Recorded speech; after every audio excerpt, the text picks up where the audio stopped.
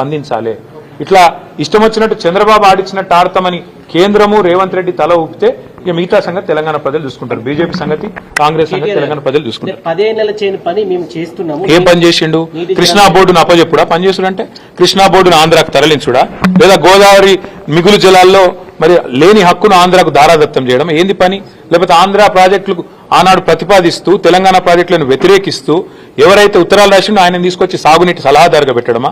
లేదా కేసీఆర్ గారు బ్రహ్మాండంగా తెలంగాణలో ఒక సంక్షేమ వాతావరణం తీసుకొస్తే, పండుగలాగా వ్యవసాయాన్ని చేస్తే, వరిధాన్యం ఉత్పత్తిలో భారతదేశంలో నెంబర్ 1 చేస్తే, ఇలా కేసీఆర్ మీద కోపంతో కన్నెపల్లి మోటార్లు ఆన్ చేయకుండా మిడ్ మానేర్ నిండబెట్టి మొత్తం రాష్ట్రంలో పంటలన్నీ ఎండుతుంటే, ఇవాళ కరువు వాతావరణం ఉంటే, కిందికెళ్లి నీళ్లు లక్షల క్యూసెక్ల నీళ్లు కిందికి పోతుంటే గుడ్లప్పగిచ్చి చూడడమా తెలంగాణ సాగునీటి రంగంలో ఆయన సాధించిన విజయం?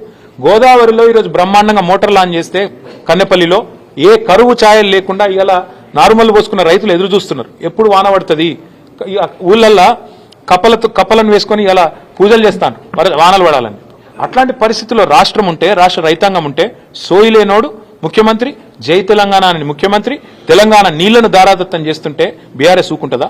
ఖచ్చితంగా కొట్లాడతాం, గొంతు విప్పి పోరాడతాం, చివరిదాకా తెగించి కొట్లాడతాం. మేమే జవాబు పెడతామని కాంగ్రెస్ వల్ల మేమే జవాబు పెడతామంటున్నాం, మీరు మాత్రం రెచ్చగొడుతున్నారు ప్రజలని చెప్పి నిన్న రేవంత్ రెడ్డి చెప్పారు. హక్కుల గురించి మేము ప్రశ్నిస్తే రెచ్చగొట్టడం అవుతుందా? గోదావరి నీళ్లలో మిగులు జలాల్లో తెలంగాణ వాటా ఎంత? తెలంగాణ ప్రభుత్వం అడిగింది ఎంత? నిన్నటి మీటింగ్ లో కేంద్ర ప్రభుత్వం చెప్పింది ఏంది?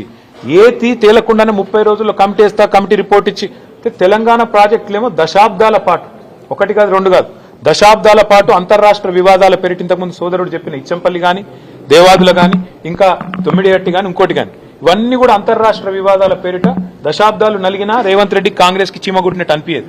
కానీ చంద్రబాబు అడగంగానే 30 రోజులు రిపోర్ట్ రావాలి, 31వ రోజు గోదావరి జలాలు కింది కురకాలి, పొంగి పొరలాలి, తెలంగాణ మాత్రం ఎండాలి. ఇదా నీతి. అందుకే మేము అంటున్నాం, ఎవడు అబ్బసొత్తని ఇస్తావు నువ్వు గోదావరి జలాల మీద హక్కు? ఎవడు చెప్పిండు నీకు 30 రోజుల కమిటీ ఒప్పుకోమని? ఆ కమిటీ జనరల్గా ఏ కమిటీ అయినా, ఆఫీసర్స్ కమిటీ కానీ, ఎక్స్పర్ట్స్ కమిటీ కానీ, it is merely advisory in nature. వాళ్ళు చెప్పేది ఏది కూడా అల్టిమేట్ గా ప్రభుత్వం మళ్ళీ చర్చ పెట్టి అసెంబ్లీలో, కేబినెట్ లో, ప్రజా సమక్షంలో అవసరమైతే అఖిలపక్షం పెట్టి ఒప్పించి మెప్పించి మన హక్కుల గురించి ఏం చేస్తున్నామో తెలంగాణ ప్రజలకు చెప్పి పారదర్శకంగా ఆ తర్వాత జెండా ఊపాలి. సిగ్గు శరం ఉంటే రేవంత్ రెడ్డికి, ఏమన్నా సిగ్గు ఇజ్జత్ మానం ఉంటే, నిన్న ఏమన్నాడండి ఆంధ్ర ఇరిగేషన్ మినిస్టర్ రామానాయుడు గారు అనుకుంటా ఆయన పేరు, బయటకు వచ్చి ఏం చెప్పిండు?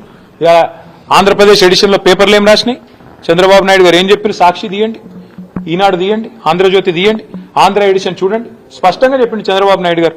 మీటింగ్ పెట్టిందే బనకచెర్ల కోసం, ఎజెండా నెంబర్ 1 బనకచెర్ల కాదంటాడా రేవంత్ రెడ్డి? అజెండా ఐటమ్ చూపెట్టమంటారా? ఇప్పుడు నెంబర్ 1 ఐటమే బనకచెర్ల. లేదని బుకాయించడం ముఖ్యమంత్రికి తగునా? నిమ్మల రామానాయుడు గారు బయటకు వచ్చి చెప్పినారు, ఆంధ్ర ఇరిగేషన్ మంత్రి గారు, మేము అడిగినాం బనకచెర్ల గురించి, రేవంత్ రెడ్డి ఒప్పుకున్నాడు, కమిటీ వేసినాం, 30 రోజులు ఓడిచిపోతుంది, 31వ రోజు మా శిష్యుడే కాబట్టి ఆడిచ్చినట్టు ఆడతాడు, ఆయన జుట్టు మా చేతులుంది, ఓటుకు నోటు కేసు ఇంకా ఉన్నది కాబట్టి ఏమన్నా చేస్తాం అని ఫుట్బాల్ ఆడుతున్నారు. చంద్రబాబు కోవట్ను పెట్టుకుని ఇలా తెలంగాణ ప్రజల ప్రయోజనాలు, తెలంగాణ రైతుల ప్రయోజనాల పట్ల శాశ్వతంగా విద్రోహం చేసే ప్రయత్నం చేస్తున్నారు. అర్థం కాదు ఏముంది. నిజం చెప్తున్నారు మీరు అనుకుంటున్నారా? పొరపాటు. రేవంత్ రెడ్డికి శాపం ఉన్నది, నిజం చెప్తే తల 1000 ముక్కలు అవుతుందట. ఎన్ని నిజాలు చెప్పిండండి రేవంత్ రెడ్డి? యాద్ చేసుకోండి మీరు. రుణమాఫీ చేస్తా అన్నాడు డిసెంబర్ 9, అయిపోయిందా రుణమాఫీ? 2500 ఇస్తా అన్నాడు, మహిళలకు ఇచ్చేసిండా? 6 గ్యారెంటీలు అమలైనాయా? 4000 పెన్షన్లు అయిపోయినాయా? సోనియమ్మ పంపుతుందన్నాడు, తులం బంగారం వచ్చిందా? స్కూటీలు వచ్చినాయా? ఏదొచ్చింది ఒకటి చెప్పండి నాకు. రేవంత్ రెడ్డి సాధించిన విజయాలు ఒకటి చెప్పండి సార్. స్థానిక సంస్థల ఎన్నికలకు సంబంధించి 42% రిజర్వేషన్ అంటే కాంగ్రెస్ పోతుంది ప్రజల్లోకి. సో కాంగ్రెస్ పార్టీ ఏం చెప్పినా, ఎన్ని రకాల విన్యాసాలు చేసినా ఒకటి వాస్తవం, వాళ్ళ చేతుల్లో ఉన్నాయేమో చేయరట. కాంగ్రెస్ ఏం చెప్పింది? బీసీలకు బీసీ డిక్లరేషన్ లో సంవత్సరానికి 20,000 కోట్ల బడ్జెట్ పెడతా అన్నాడు, 5 ఏళ్లలో 1,00,000 కోట్ల బడ్జెట్ ఇస్తామన్నారు. బీసీలకు 42% వాటా ప్రభుత్వ కాంట్రాక్టులు ఇస్తామన్నాడు, చేతులునేమో చేయరట. ఓబీసీ మినిస్ట్రీ పెడతామన్నారు, బీసీలకు 42% వాటా ఇచ్చిండా? పోనీ మినిస్ట్రీలో, పోనీ ఓబీసీ మినిస్ట్రీ పెట్టిండా? 1,00,000 కోట్ల బడ్జెట్ అన్నాడు, సంవత్సరానికి 20,000 కోట్లు అన్నాడు, పెట్టిండా? బీసీ సబ్ ప్లాన్ అన్నాడు, పెట్టిండా? అవెంత మోసమో ఇదంతే మోసము. నేతి బీరకాయల నెయ్యి ఎంత ఉంటుందో కాంగ్రెస్ పార్టీ బీసీ డిక్లరేషన్ లో కూడా బీసీల పట్ల చిత్తశుద్ధి గంతే ఉన్నది. మైసూర్ బజ్జీలో మైసూర్ ఎంత ఉంటుందో గంతే ఉన్నది తప్ప ఇందులో ఏం లేదు. బీసీలను మళ్ళొక్కసారి ఘరానా మోసంతో, ఒక కపట మోసంతో 42% రిజర్వేషన్ల పేరిట అది చెల్లదని తెలిసి ఇలా చిల్లర ప్రయత్నం ఏదైతే రేవంత్ రెడ్డి చేస్తుండో అది ఖచ్చితంగా బీసీ సోదరులే రేపు స్థానిక సంస్థల ఎన్నికల్లో బుద్ధి చెప్తారు. ఎందుకంటున్నా ఈ మాట అంటే గతంలో ఇదే రేవంత్ రెడ్డి గారు శాసనసభలో ఏం చెప్పినారు, 42% రిజర్వేషన్ విద్యలో ఉపాధిలో రాజకీయంగా కావాలి అంటే ఒకటే పరిష్కారం, పార్లమెంట్కు పంపాలి, పార్లమెంట్లో చట్టబద్ధత కావాలి, ప్రెసిడెంట్ గారు సంతకం పెట్టాలన్నాడు. మరి నిన్న లోకల్ బాడీ ఏదో పంచాయతీ ఆర్డినెన్స్ చేసిన అన్నాడు. మున్సిపల్ బిల్లు కూడా ఇంకా సవరించలేదు. విద్యలో ఉపాధిలో ఏం చేస్తాడో తెలియదు.